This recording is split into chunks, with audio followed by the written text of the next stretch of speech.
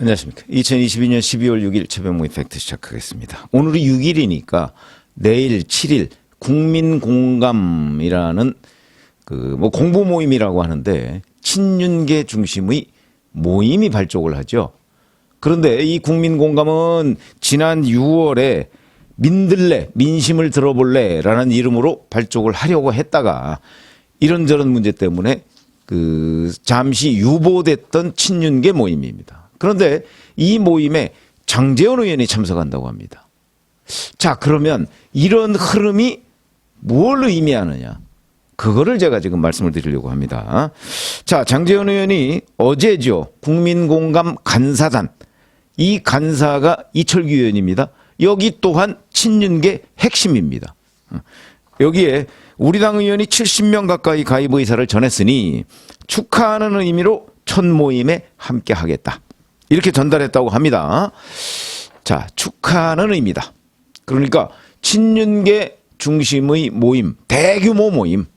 이 대규모 모임이 뭡니까? 6월에 민들레라는 이름으로 해왔고 이건 사실상 장제원 의원이 공개적으로 꾸린 모임이었는데 당시 당 안팎에서 윤석열 정부 출범하자마자 친윤계가 대거 이런 모임을 만드는 것이 과연 합당하냐 이런 논란이 있었고 특히 당시에 원내대표였었죠.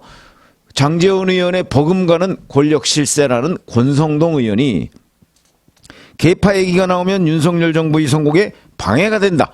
이런 식으로 해서 공개적으로 제지를 했습니다.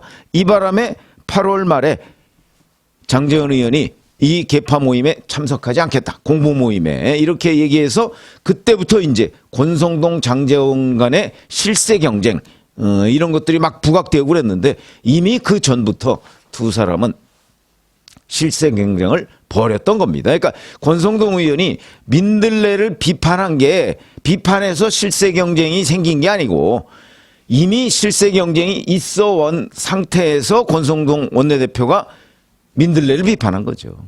그러니까 이미 물밑에서는 두 사람 간의 경쟁이 치열했던 겁니다. 그렇게 보시면 되고요. 자, 8월 말에 잠잠해서 수면 아래로 가라앉았던 것이 이번에 12월 7일 내일 다시 출범하는 건데 거기에 장제원 의원이 말은 첫 모임이니까 이렇게 얘기하지만 힘을 실어주는 거다. 힘을 실어주는 거다. 이렇게 보시면 되고요. 자, 근데 권성동 장제원 간 실세 경쟁이 있을 때만 해도 장제원 의원이 권성동 당시 원내대표가 차기 대표 출마 생각이 있다고 해서 그걸 견제한다는 의미로 많은 여의도의 정치권 인사들이 안낸장을 얘기했었습니다. 안철수 장제원 연대설. 근데 그거 지금 쏙 들어갔죠. 정치가 생물이니까. 근데 국민공감에는 국민의힘 의원 115명 가운데 65명 정도가 참여하고 있습니다. 거의 과반이죠. 과반이다 보면 이게 그래서 무슨 얘기가 나오냐. 힘이 있죠. 숫자 많죠. 그러니까 이거는 하나회 플러스 다수당 이걸 합쳐놓은 거와 마찬가지의 힘을 발휘할 것이다. 물론 그 배경에는 윤석열 대통령이 있다. 왜? 이제 흔히 얘기하는 친윤계라고 하는 4인방. 그 4인방이 11월 22일에 한남동 관저 만찬을 했죠. 권성동, 장제원, 윤한홍, 이철규. 그 4인방 중의 한 사람인 이철규 의원이 국민공감 간사를 맡고 그 다음에 장제원 의원이 축하하는 의미라고는 하지만 첫 모임에 참석하고 그 다음에 며칠 전에 바로 그 4인방이 윤석열 대통령과 관저에서 만찬을 했는데 그 만찬이 25일 국민의힘 비상대책위원 지도부하고 만찬하기 사흘 전에 했다. 윤석열 대통령은 왜 국민의힘 지도부보다 사흘 전에 최초로 공개된 거는 최초입니다. 최초로. 그러니까 빈살만 외빈 빼놓고서는 국내 사람으로서는 최초로 친윤계 핵심들을 불러 모았을까? 국민의힘 지도부보다 나는 친윤계 핵심을 더 믿어. 이런 메시지로 봐야죠. 그러니까 국민의힘 지도부에 대한 불신 이런 거를 드러낸 거라고 봅니다. 그렇게 이해하는 게 이제 뭐 저희 정치부 기자 출신들의 한계일 수도 있는데 저는 그게 맞다고 봅니다. 그러니까 친윤계를 더 믿는다. 잘해달라. 나는 국민의힘 지도부는 못 믿겠다. 물론 상대적인 개념이죠. 지도부보다는 친윤계를 더 믿는다. 그래서 먼저 불렀다. 상식적으로 보면 대통령 정무수석실에서 이런 식의 기획을 하면 저는 안 된다고 보는 사람입니다. 지도부를 당연히 먼저 불러야 돼. 지도부를 불신하더라도 지도부를 먼저 불러야 되는 게 정치의 상식입니다. 그런데 노골적으로 지도부에 대한 불신감을 드러냈다. 이렇게 보시면 되고. 자, 그러다 보니까 근데 그중에 한 사람이 국민공감의 간사단을 맡았고 그중에 이 간사단보다 훨씬 더 막강한 대통령에 대한 영향력을 발휘하는 장제원 의원이 첫 모임에 축하. 이거는 무슨 의미죠? 장제원 의원은 내일 그 국민공감에 참석하는 장제원 의원은 윤석열 대통령의 특사라고 보면 된다. 공인이죠, 공인. 대통령의 공인인증서 하나가 국민공감에 가는 거다. 이렇게 보시면 되겠습니다. 그게 이제 정치적 역학관계를 분석하는 시각이다.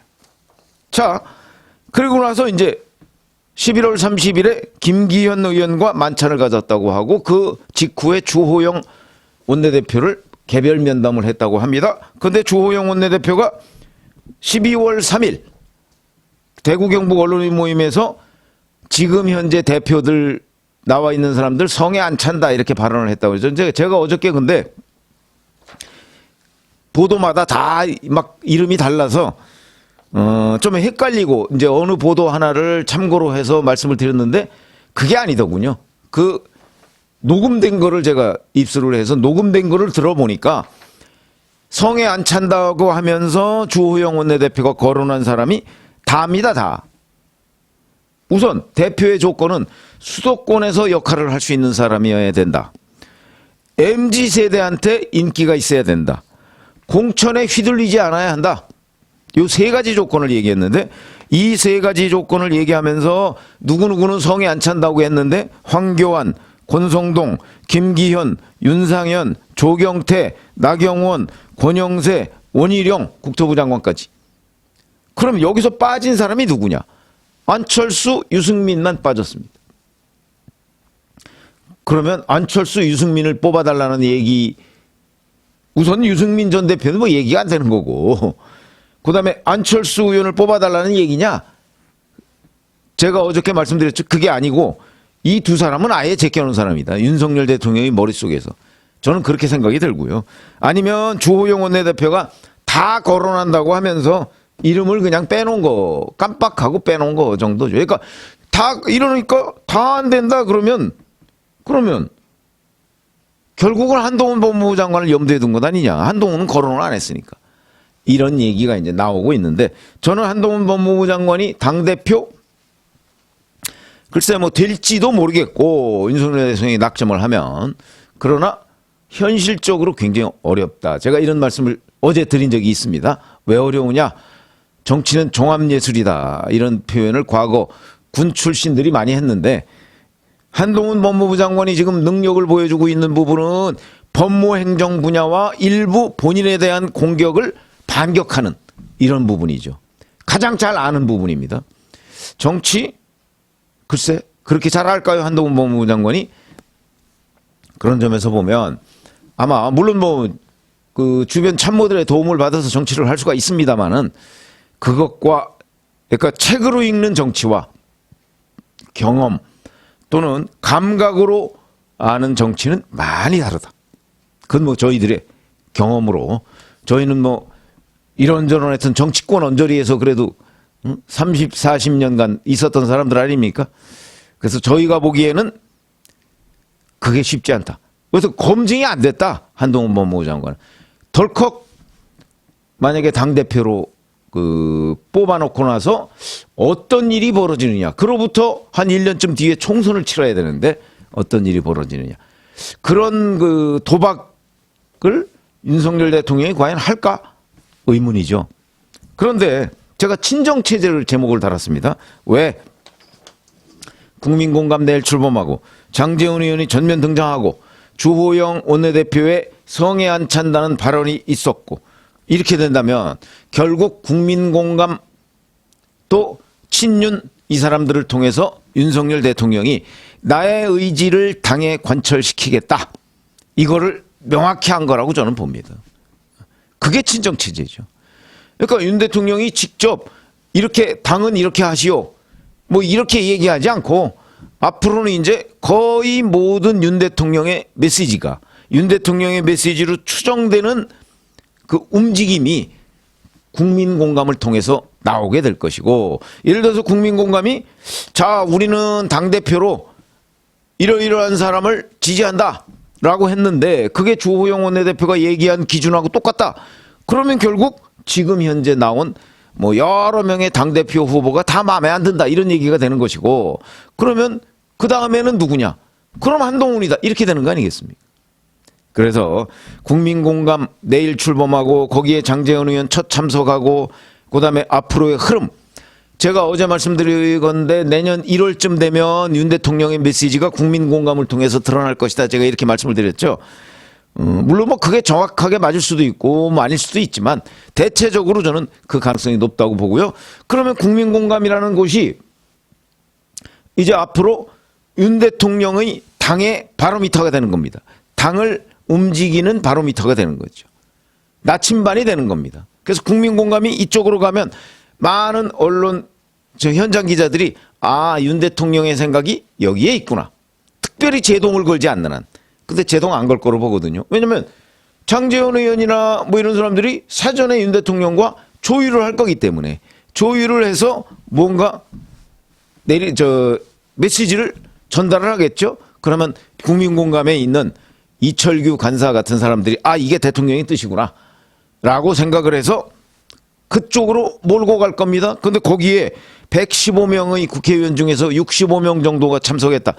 그러면 그 중에 적어도 3, 40명 정도는 대통령의 뜻에 따라서 움직일 가능성이 높기 때문에 제가 윤 대통령이 친정체제를 구축하려고 한다라는 거고. 자, 그러면 윤 대통령은 왜 친정체제를 구축하려고 하는 것이냐. 그건 뭐 당이 본인의 뜻과 또는 본인의 철학을 뒷받침하지 않으면 앞으로 4년 한 5개월 정도 남은 이 기간 동안을 효율적으로 움직이기 어렵다라는 생각. 그보다 더 큰 생각은 이런 거죠. 현재 국회의원들 특히 뭐 민주당은 말할 것도 없고 국민의힘 의원들도 자 저런 식으로 정치해서는 미달이다라는 생각을 윤 대통령이 가지고 있는 것으로 보입니다. 그러면 앞으로 국민공감이 어떤 생각을 구현할까요? 제가 첫 번째로 느낌은 공천파동입니다. 가능성이 꽤 높습니다. 무슨 얘기냐면 자 이번에 뭐 한 40몇 개 정도 당협위원장 공모를 받았습니다.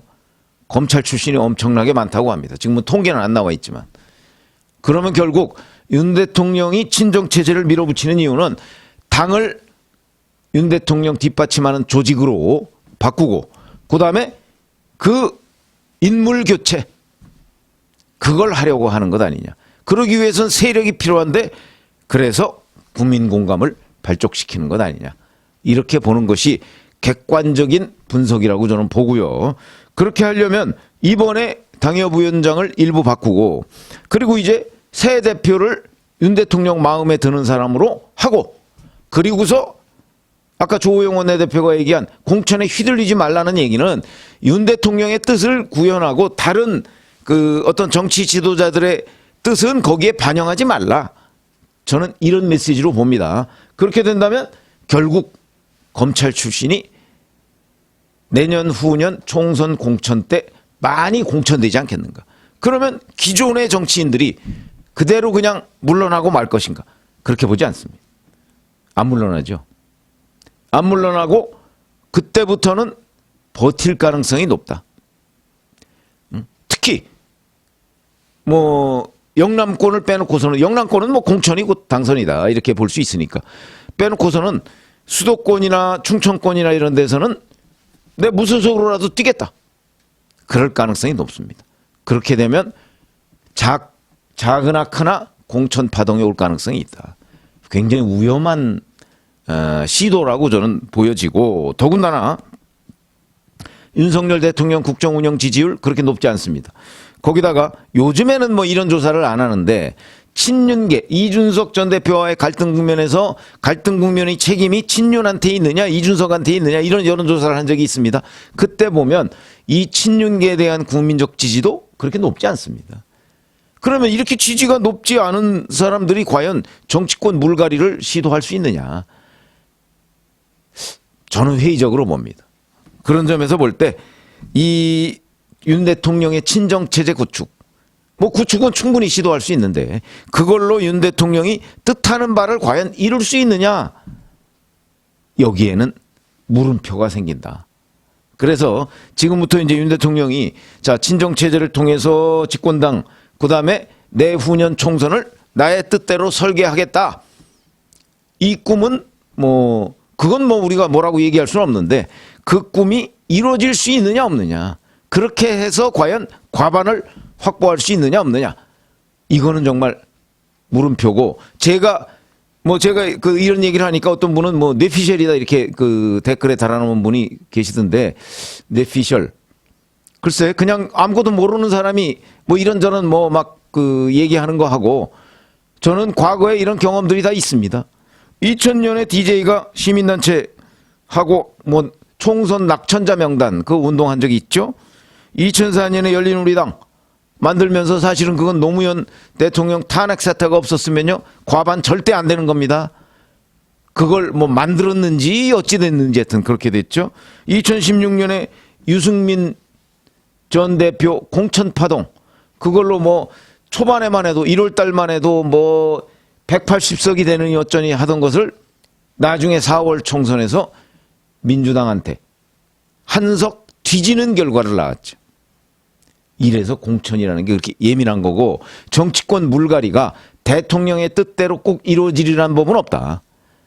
매우 정교하게 친정체제를 구현하지 않으면 자칫 잘못하면 큰 낭패를 볼 수도 있다.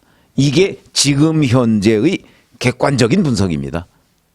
그러니까 전국을 정치 이렇게 돌아가는 집권당의 지금 모습을 아마 제가 보는 관점에서 들여다보고 관찰하시면 이해하는 데 훨씬 빠를 것이다. 이렇게 말씀을 드립니다. 고맙습니다.